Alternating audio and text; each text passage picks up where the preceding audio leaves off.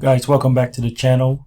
So today we are going to look at velocity banking versus extra payments.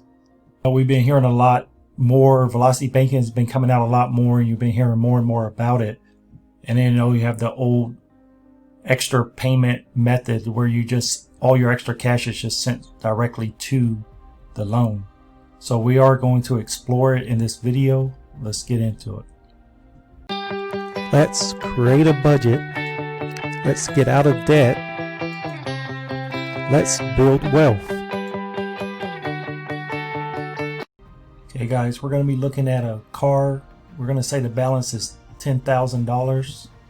We're going to have a term of 5 years or 60 months, a 3% interest rate, and a payment of $179.69. So if the minimum payment of $179.69 was made out all the way for the whole 5 years, you have a last payment of $178.59, you'll pay a total of $781.20 in interest.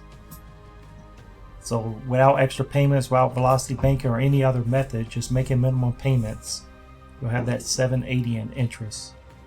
Okay, so looking at sending extra payments first, our cash flow is $2,000. So we'll have our minimum payment of $179.69. And if we send an extra $2,000 to the car, month 1, drop the balance to $78.45. Month 2, month 3, month 4. So by sending extra payments to the car in month 5, we'll make that last payment of $1,172.55.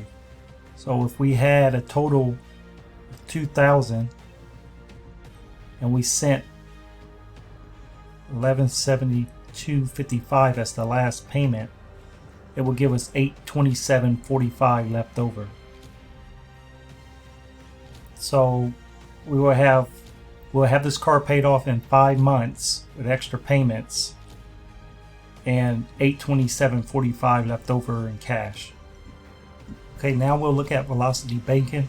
So assuming we have a $10,000 line of credit, we're going to take the whole $10,000 and pay the car off. So we had $5,000 income, $3,000 expenses, and $2,000 in cash flow. Okay, now we're going to look at the car. Assuming we have a $10,000 line of credit, we're going to take the whole $10,000 and pay the car off. And we have an income of $5,000, expenses $3,000, and cash flow $2,000. The car payment was $179.69. So if we have $3,000 in expenses, we subtract the $179.69, as we would no longer have that payment. The new expenses will be $2,820.31.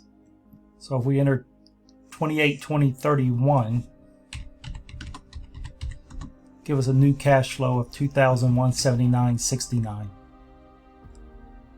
So in order to really compare velocity banking with extra payments, you would need to know at which point that income or the bills, those expenses, will be coming out of the account.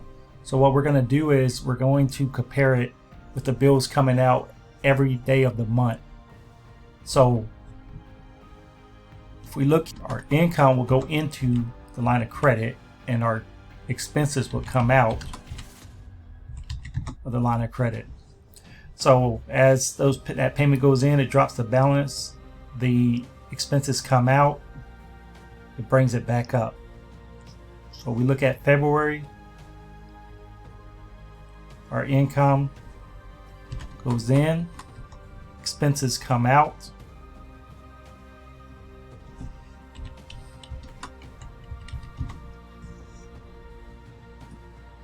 In March, income in, expenses out.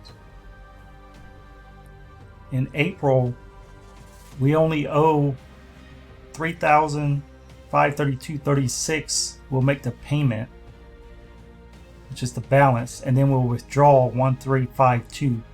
The 1352.67 plus the remaining of the 5,000, which would have been 1467.64. will be used to make that expense payment for April. We would then have $13.58 due. We would make that payment. When we make that payment, we would have $5,000 minus that will be $3,641.76. That will leave, and then we would need to take our expenses out of that account. So our expenses of $2,820.31 will leave a total of $821.45. $1,000 total income. We subtract our expenses, $2,820.31, and we subtract the amount we sent to the line of credit to pay it off, which is $1,358.24. That gives us $821.45. So it will cost us $821.45 we would have left over. Okay, if we look at the expenses coming out on the 2nd, we have a payment of $5,000 going in. Expenses will come out. Income in, expenses out. Income in, expenses out. Here there's a balance of $3,531.58. We make that payment. If you take the $5,000 income, subtract from that, you'll have $1,468.42. $1,468.42 plus $13.51. So we have an income of $5,000. We only owe $3,531.58 on the line of credit. That's all that we could stick in there. So if we stick that into the line of credit, right, we have $1,468.42 left in our checking account. Our expenses need to come out on the 2nd. The expense total is $2,820.31. So if we have this in the checking account already, we need to take from the line of credit $1,351.89. That will be enough to pay the expenses for that month, which is $2,820.31. You have no money left. Income comes in.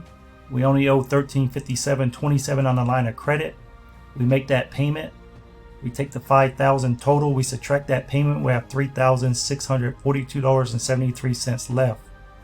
We need to take the expenses from the $3,642. Do this here.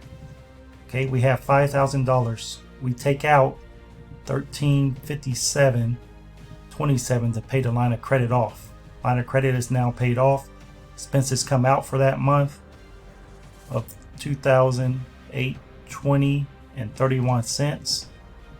We have left over $822.42.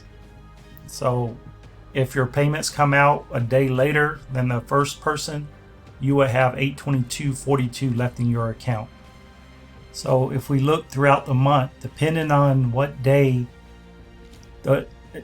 those bills need to come out of the account, so the longer you can actually keep your cash flow in that account before you have to take it out to pay your bills, will determine that velocity banking versus extra payments. So on extra payments, we're in both cases, velocity banking and in the case of extra payments, it was both paid off in month 5. The difference is the cash that's left over. So if you are doing this with extra payments, you will have $827.45 left over. So that'll put us about here. So if your bills come out between the 1st and the 7th, the average bills between the 1st and the 7th comes out, then extra payments will beat velocity banking. If your bills come out the 8th or after that, so you can keep that cash flow sitting in that line of credit for 7 days or longer, then velocity banking would beat extra payments. So in order to really compare this, you have to know exactly how long your cash flow can stay in the line of credit before you need to take it out to pay those bills with. So again, guys, will velocity banking beat extra payments? It just depends on the timing of your bills. One thing you can do is, like with credit cards, you can by tying all payments to a credit card, it actually pushes those dates farther, making it cross that line to where velocity banking would beat it. And then by paying that credit card off, you then have a zero balance, just like you're taking it from your checking account. So you can kind of push your payments, and then you could even call and have that credit card due on a different date, a later date in the month, to even push it back even further. So guys, I hope you enjoyed this video. If you found value in it, I would appreciate a thumbs up. Don't forget to subscribe and hit that notification bell so you never miss a video. See you in the next one.